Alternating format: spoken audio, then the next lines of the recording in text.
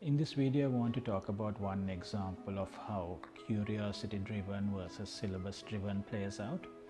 On the 17th of August, we had an island-wide blackout. And of course, everybody was curious to hear details about what happened, why did it happen, why couldn't we prevent this, what should happen, all sorts of questions. But what happened in schools the next day?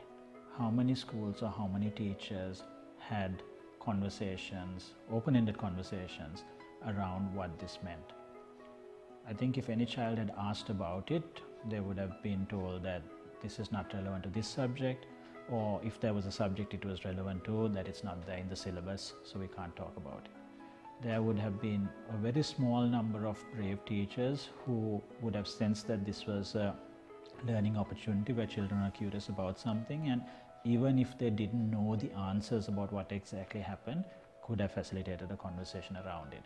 And this need not necessarily have been about exactly what happened and the bus bars tripping and all of those sort of things, but it could just generally have been relating that to whatever children knew about electricity or power or things like, why do we have circuit breakers at home, why do we have a trip switch at home, what's the difference between the circuit breaker and the trip switch, what happens during a power failure, what are the safety precautions we need to take. So it could have been any of these areas, and if we nurtured the curiosity, it wouldn't have mattered if we didn't know the answers, because those answers can be searched for. But what would have been important is that we encouraged the curiosity and we had that conversation where when one child hears a question of another one, that inspires another question in them, and then that question inspires a third child to have yet another question, and that's how that process of inquiry works.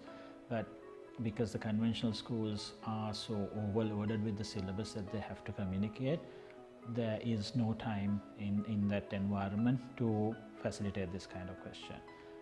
But with Schools 4.0, because we are based on inquiry, based on curiosity, if an event like this happens and children come to the school and ask, what happened yesterday, why was there a power failure, we would have conversations around it.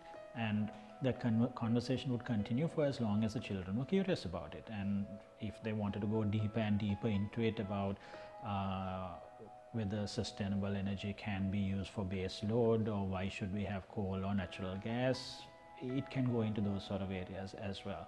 And next week something else happens, then we are curious about that, then we will pursue that. So that's how inquiry-based, curiosity-based learning happens. And we see this happening with adults.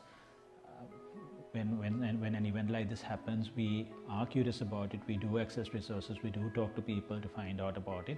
So why would we think that children are incapable of doing this? So why would we think that children should be denied this opportunity?